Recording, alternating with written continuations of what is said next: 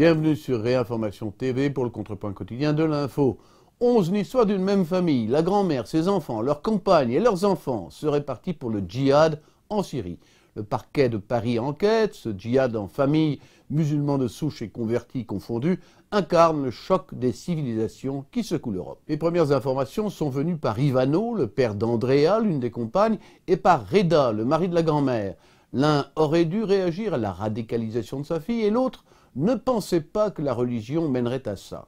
Christian Estrosi, le maire de Nice, estime à 100 le nombre des Niçois embrigadés et Manuel Valls à 1000 le total des Français dans le même cas. Selon les autorités, aucune loi ne permet d'interdire la chose. Face à cet aveu d'impuissance, on a noté le silence abyssal de l'islam français après l'affaire Mera. Le djihad est une œuvre pie pour tout bon musulman. Le voyage des 11 Niçois ne surprendra donc que ceux qui les pensaient parfaitement intégrés. Ils n'étaient simplement pas à leur place. Les élites n'auraient pas dû laisser entrer en masse des déracinés manipulables.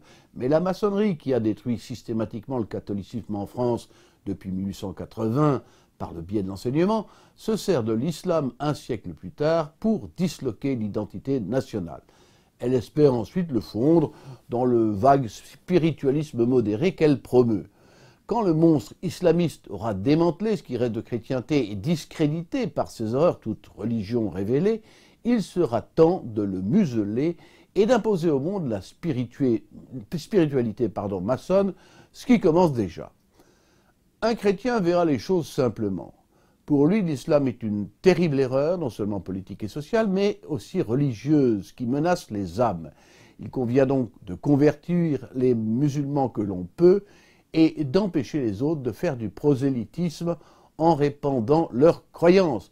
Comment ? Eh bien, c'est aux autorités religieuses et politiques de répondre avec fermeté. L'Église l'a fait pendant 1000 ans.